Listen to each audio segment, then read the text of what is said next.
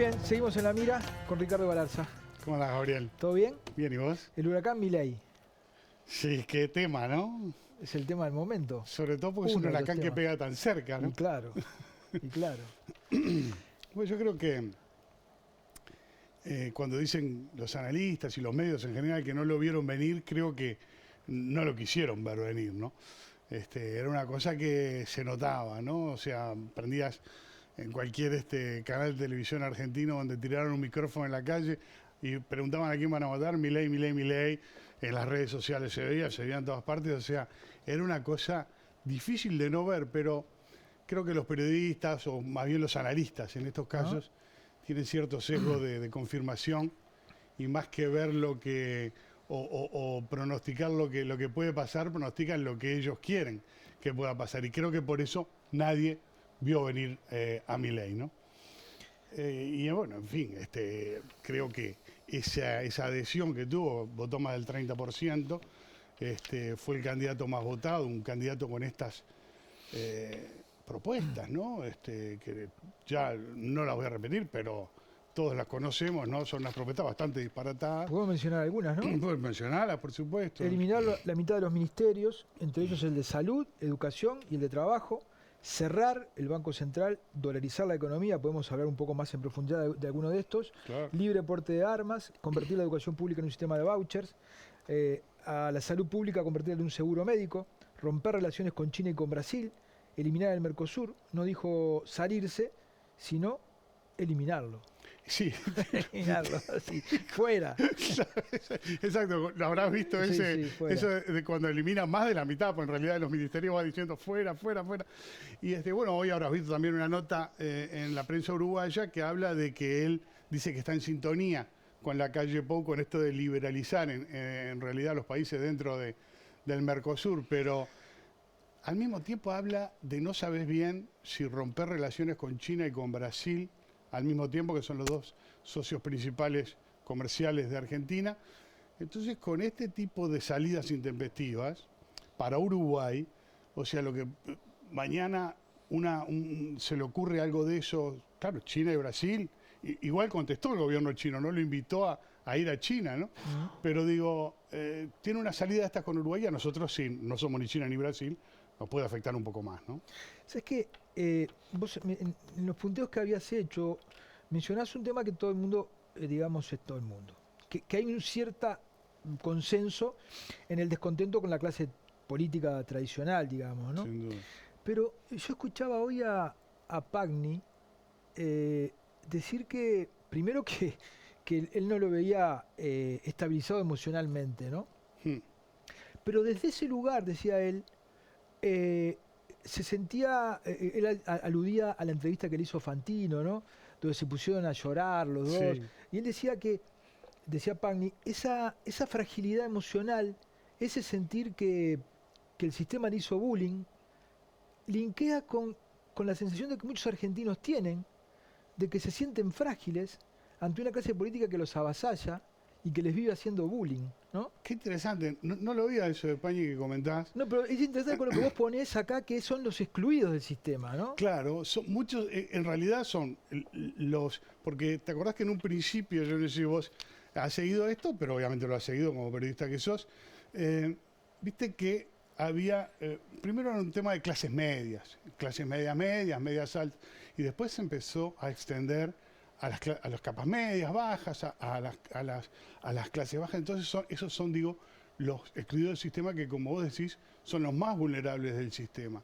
Y él tiene un poco eso que vos decís, es cierto que es al mismo tiempo el tema de que sea, y esa entrevista con Fantino lo demostró, no solo en esa, sino en varias apariciones en TV que ha tenido, que sí, emocionalmente no se lo ve estable, no se lo ve como un tipo totalmente equilibrado, y eso, para cualquiera que vaya a dirigir un país, es un problema. Por lo menos a mí a la hora de poner el voto, no sé a vos, creo que a cualquiera le daría un poco de miedo. Sí. En cualquier caso, como vos decís, eso conecta, sí, con esos sectores más vulnerables, y creo que los excluidos del sistema es un fenómeno ya mundial, ¿no?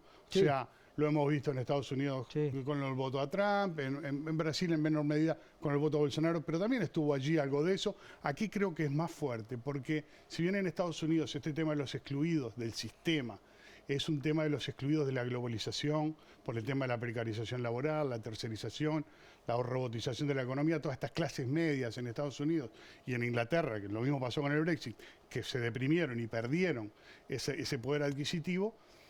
Acá creo que es más una exclusión de lo que supone la democracia venía a garantizar, ¿no es cierto? O sea, es decir, educación, salud y seguridad. Esos tres pilares de la democracia. ¿Te acordás de aquella frase hermosa de Alfonsín que decía con democracia se come, se cura y se educa? Bueno, estos tres pilares no se han cumplido últimamente en Argentina. Tenés 40% de pobres, entonces esos son los excluidos. Y después hay otro tema de que no necesariamente excluidos, en la teoría de conjunto no estarían todos ahí, pero sí formarían parte de los desencantados del sistema político, de la clase política, que como vos decís, gente que se siente que gobiernan de espaldas a ellos, ¿no? Y tiene mucho, y los jóvenes, ¿no? Me dijeron que hay alguna encuesta en Uruguay que no se ha divulgado en algunos centros de estudio que revelan que en Uruguay tuvo una adhesión altísima de simpatía entre los jóvenes. Sí, y obviamente el voto joven le arrimó un montón de adhesiones, porque el voto joven siempre es un voto más disruptivo, ¿no es cierto? Más radical, si se quiere, ¿no? La famosa frase esa que dice que el que no es revolucionario a los 20 es porque no tiene corazón, que el que lo es a los 50 porque no tiene cabeza, ¿no? Bueno, hay algunos que no tienen ni corazón ni cabeza, pero ese es otro tema, ¿no? Sí. Creo que ese voto disruptivo lo captó en este caso Milei, ¿no es cierto? Viniendo por la derecha, ¿no? Pero no hay duda de que es una propuesta radical que enamoró a cierto sector a buena parte de los jóvenes, y eso le reportó un buen caudal de votos. Y una frivolidad también de parte en la cobertura, ¿no? En la cobertura, en la mirada que los medios y los analistas tenían sobre él, ¿no?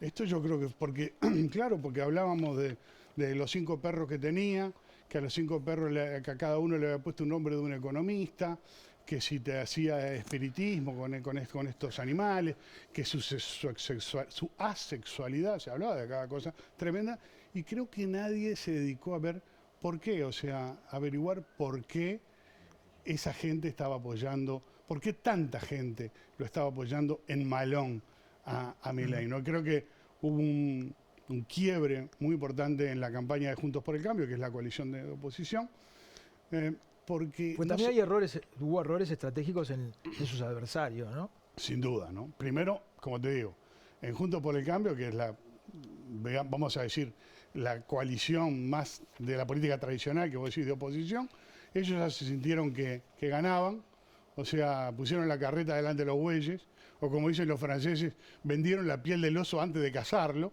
y se empezaron a pelear, a enemistar, a decirse de todo, y mientras Milei cosechaba estos votos. Entonces, ahí creo que tuvieron un problema grande cuando se dieron cuenta de que era grande, de que venía un voto muy grande para el lado de Milei.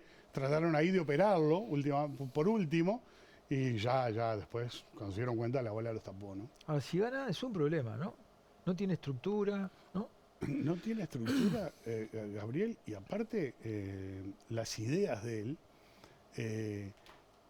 este libertarismo que él propone, en realidad anarcocapitalismo, no deja de ser una gran utopía, ¿no? Te la pinten del color que quieras. Todo esto que acabamos de decir de eliminar todos los ministerios posibles, bueno, si pudiera eliminaría más. O sea, porque en esta utopía del anarcocapitalismo, el paraíso anarco-libertario es prácticamente no hay Estado, ¿no? El Estado solo se ocupa de la policía y los tribunales. Esas son las ideas de Milei, dicho por él mismo, ¿no? Dice que antes era friedmanista, ¿no? Seguidor de Milton Friedman, neoclásico, y ahora es seguidor de un viejo oponente del anarcocapitalismo, que es Murray Rothbard, digo, pero él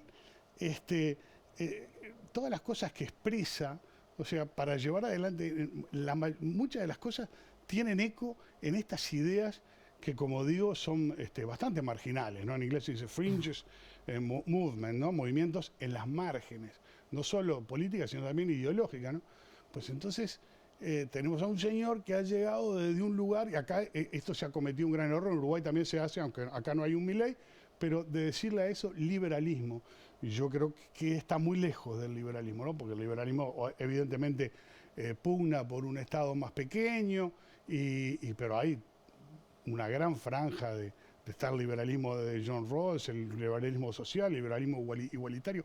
No siempre es la reducción total del Estado, ¿no es cierto? O sea, el Estado es árbitro en el liberalismo. Ahora, él quiere que prácticamente no haya Estado. Y es ese señor el que está por llegar a la presidencia, o que podría, perdón, llegar a la presidencia en Argentina. Entonces, sí, es complicado, ¿no? ¿Y sería complicado para Uruguay? Bueno, yo creo que, como te decía, el tema del Mercosur habría que estudiarlo muy bien, porque él dice eliminar el Mercosur, obviamente no lo podría eliminar. Sí. Lo que podría hacer sería sacar a Argentina. Seguro. Y muchos de los problemas que ha tenido Uruguay últimamente se deben al proteccionismo de Argentina. Entonces, habría que estudiarlo muy bien al asunto. Obviamente, uno quisiera que las cosas del Mercosur se arreglen dentro del Mercosur con todos los socios. Pero digo, bueno, en tren de estudiar las posibilidades, esa es una. Y lo otro que te digo es, como vos decís, el carácter de él lo lleva a veces a estas decisiones o reacciones intempestivas que a un país como Uruguay, pequeño, al lado de Argentina, yo creo que no es un lugar cómodo para estar, y sobre todo hay que estar muy alerta, ¿no? Porque sale con cada cosa, así como lo viste tirar de todos esos ministerios en una pared, no sabés lo que puede hacer cuando llega a la Casa Rosada, si es que llega, ¿no? Claro, yo le decía el otro día, le preguntaba a Castro, ¿no? El periodista argentino, Argentina puede estar peor. O sea, porque uno dice, ¿no? Yo creo que también ese razonamiento a mucha gente le puede haber jugado, ¿no? ¿Podemos estar peor que esto? O nos tenemos que jugar un voto, ¿no? A lo loco, porque peor que esto se puede estar. Y bueno, capaz que seguramente se puede estar peor. Siempre se puede estar peor. Pero empezaron saqueos, ¿no? Neuquén, Mendoza. Sí, bueno, imagínate si ese tipo de cosas, esperemos que no, ¿no? Y es difícil estar peor que 110% de inflación y con el dólar a 710, el paralelo y todo lo demás. Pero de todos modos, no son buenas señales. Y creo que lo que vos decís, ¿se puede estar peor? Bueno, yo creo que es la pregunta que se hacen los votantes y por eso terminaron votando así, ¿no? Lo diferente, lo distinto, y les ha atraído un outsider de este tenor, que es un tenor, no es porque ya podemos hablar de outsider clásico, no es el outsider clásico, claro. Este es el outsider totalmente disruptivo, ¿no? Ahora, yo creo que uno no puede caer en el tremendismo, ¿no?, de compararnos con Argentina.